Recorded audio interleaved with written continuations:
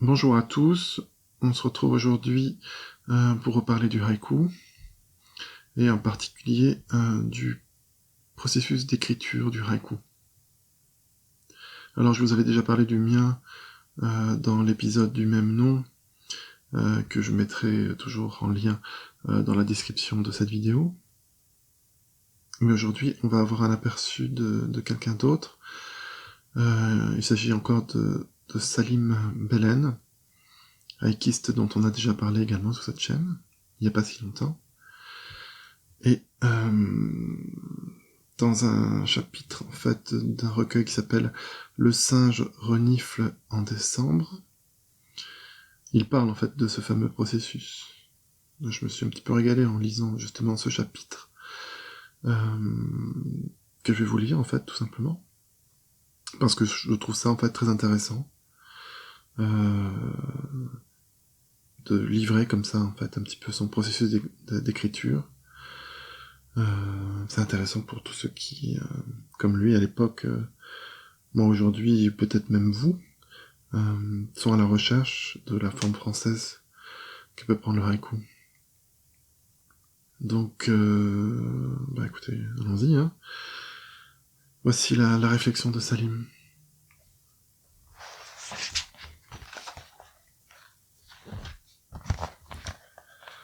Le chapitre s'appelle L'harmonica de l'aveugle. C'était samedi dernier. Mon ami Andrés Collins m'avait invité chez lui à déjeuner. À table, il y avait sa mère et sa sœur.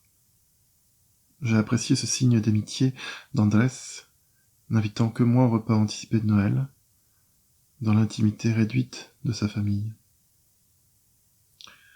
Quand j'ai pris congé de lui, je suis descendu à pied jusqu'à la Septima.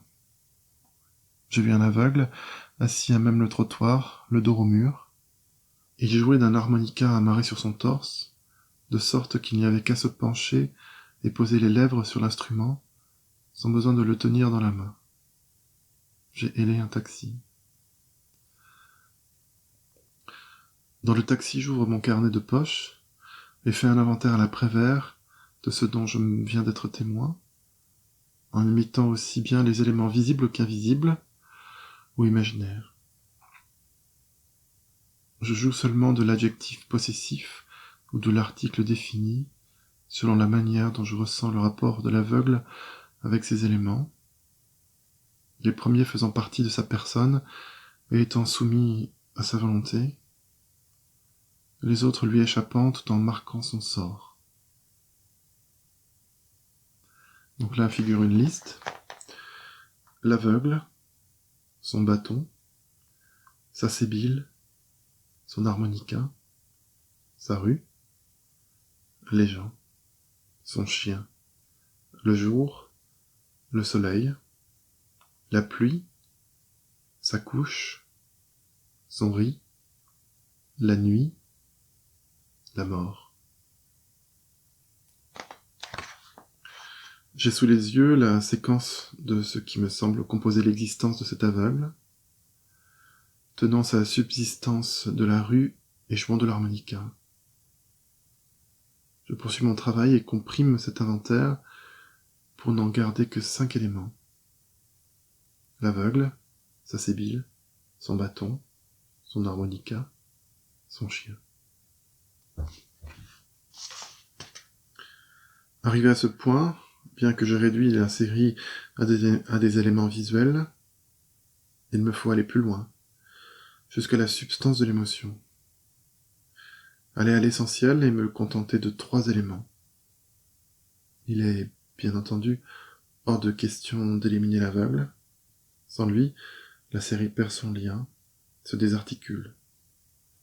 Le château de cartes s'effondre. Par contre, le chien n'est pas indispensable. De plus, je ne l'ai pas vu. C'est un aveugle bien trop démuni pour posséder un chien d'aveugle. À présent, entre le bâton et la sébile, que choisir ? Je commence par opter pour le bâton, puis me ravise. Si je garde le bâton et élimine la sébile, comment saura-t-on que l'aveugle demande l'aumône et souhaite qu'on le gratifie pour sa musique. Un aveugle pourrait bien jouer de l'harmonica dans la rue sans demander l'aumône, pour le seul plaisir de jouer. En outre, quand on dit aveugle, le bâton est implicitement suggéré. Pas besoin de le citer. Quant à l'harmonica, bien que non indispensable, un aveugle pouvant simplement demander l'aumône à l'aide de la sébile, ou même pas, je décide de le garder. Sans l'harmonica, pardon pour la redondance, on n'entend pas la musique, on se laisse moins émouvoir. L'harmonica est un élément subtil qui lie l'aveugle à notre sensibilité, notre vision de son univers sonore, qui nous le rend plus touchant, plus humain. Donc je réduis ma série à ceci: l'aveugle, son harmonica, sa sébile. Si le haïku est plus important parce qu'il ne dit pas, s'il est l'art de suggérer, peut-on, à partir de ces 3 derniers éléments, remonter à 5, puis à toute la série du premier inventaire? Là, ce n'est plus l'affaire de l'auteur, mais du lecteur. Le déroulement de la série dépendra de sa réceptivité. Mais peut-on nommer auteur le fait de citer sans aucune description 3 éléments? Ce ne sont que des yeux qui ont vu une scène et en ont noté les éléments. Ils n'ont fait que citer, nommer sans plus. Le reste du travail ne dépend pas de l'auteur, mais de l'émotion que peut susciter le fait de dérouler ces 3 mots. Mais s'il faut poursuivre cette réduction, ce dépouillement, pourquoi ne dirait-on pas seulement l'aveugle? Le fait de nommer seulement l'aveugle ne permet pas de voir les autres éléments. Ils peuvent être tout à fait différents de ceux que je viens de citer. Cette impossibilité de voir avec certitude en nommant seulement l'aveugle n'est-elle pas le haïku absolu? Et qui correspondrait absolument à la situation même de l'aveugle? Mais à ce train, pourquoi nommer l'aveugle? Si l'on allait au bout de cette chaîne logique, on aboutirait au vide, au non-dit, à l'innommable, à l'insaisissable, à l'aveuglement, à la vision sans image des mystiques, au poème sans mots dont parle Alan Watts, et que cite Eric Hanman dans la traduction en français que m'a offerte Daniel Pi il y a un mois.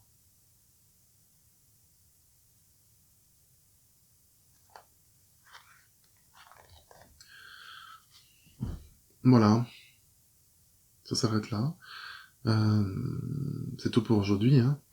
Vous allez devoir vous contenter de ça pour ce mois-ci, mais c'est juste pour illustrer en fait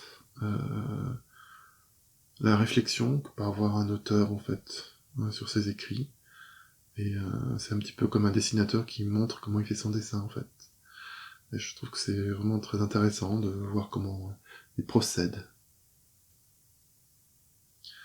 Voilà, j'espère que ça vous aura plu, et bien sûr je vous embrasse tous, et je vous dis au mois prochain pour un nouvel épisode. À bientôt.